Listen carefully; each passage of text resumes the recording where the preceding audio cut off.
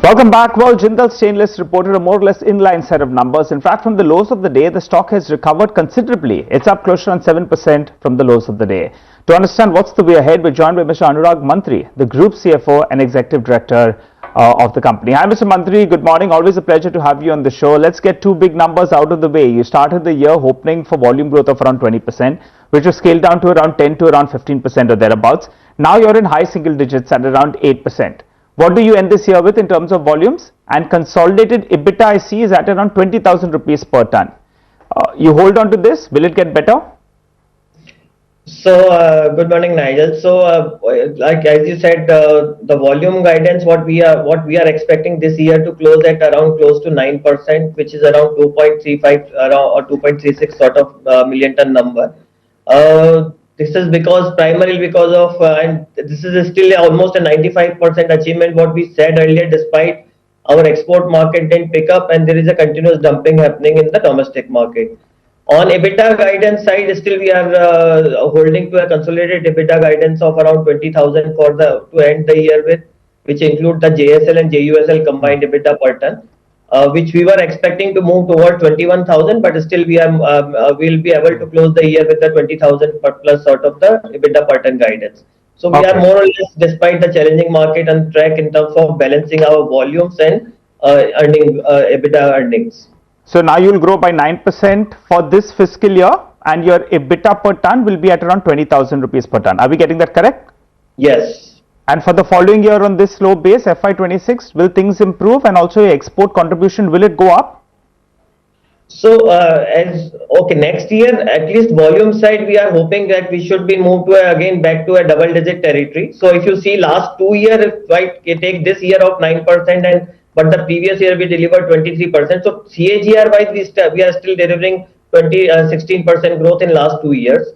Next year we are hoping to move to a double digit sort of number next year from this base. Now it's a bit early to give the exact guidance on the EBITDA and this because there are two factors to watch carefully. Is that one is that what's happening in the US, which is our key export market, and we'll have to watch for how the US market evolving. We are so besides, I am now keeping aside the tariff part, which we will come to know within few days.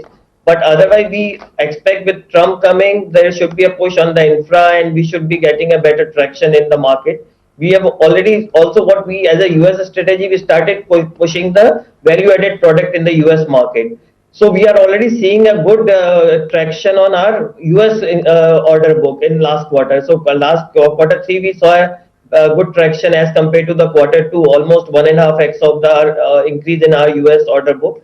And if the Trump pushes the infra development, I think that should give a good foray into this. Obviously, that the tariff have to be watched for, because if they put up a high tariff, though we still have a 25% tariff. So right now they have been saying only for Mexico and Canada. So we are hopeful that India should be insulated, but let's see, we'll have to watch that factor. And second is that on the domestic market, the continuous dumping in China. So our request, already there is a petition filed with DGTR for 25% safeguard duty, which we expect, we hope that the government should take cognizance of.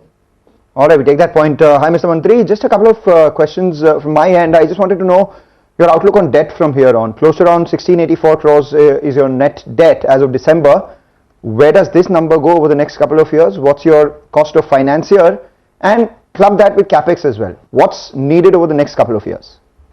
So our capex, currently running capex, what we said is this year we said our capex spend should be around 5,500 crore. There could be some spillover, but more or less because some of the capex we may defer to next year.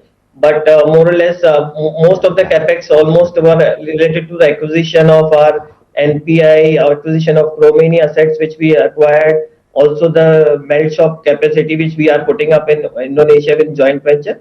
So those capexes were committed capex and those are already have been spent. So with this, what our guidance, if you recall, Mangalam, we said that this year we will be ending with around close to 5,500 crore of debt. Despite the lower number of the volume growth, we expect that we will still be in this range and maybe some better than this range. So we expect the debt to reduce from our previous guidance slightly better than the previous guidance.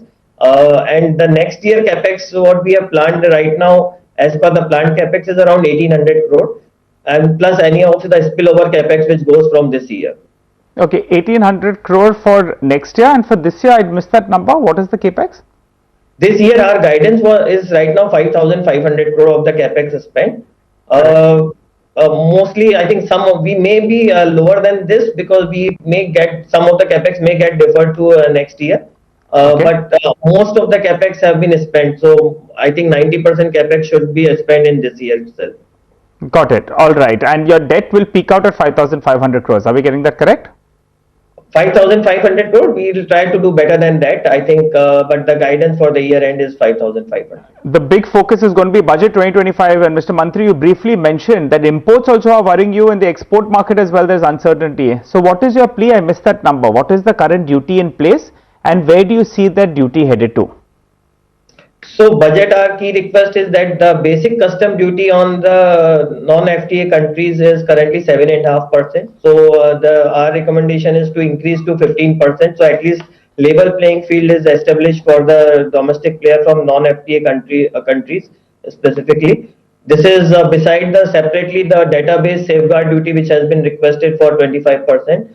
Plus our second request is on the continuation of the especially the moly and the graphite electrode to reduce the duty on that, because that's the graphite electrodes are the key for the electric arc furnace based production.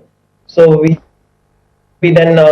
are requested to government to reduce the duty on the electric graphite electrodes imports in the country. For the year, you've given a 20,000 crore EBITDA target, which includes JUSL. Specifically for JUSL, what is EBITDA likely to be this year and next?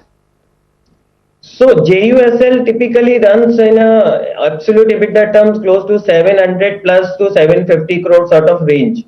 So we are expecting JUSL to continue delivering those numbers. Therefore, if you see on a consolidated basis, broadly, if in a per ton I convert it, it will always remain 3000 ton plus 3000 ton, and the positive side of 3000 ton per metric ton. That's why I'm saying, so totally we should be able to still deliver 20,000 EBITDA per ton of the numbers for this year. Got it. Appreciate you joining in, Mr. Mantri. Thanks a lot for joining in. As we said earlier, the stock has seen a good recovery, factoring in a better performance in FY26. We'll slip into a short break, come back, we'll be joined by a couple of managements. Don't go anywhere.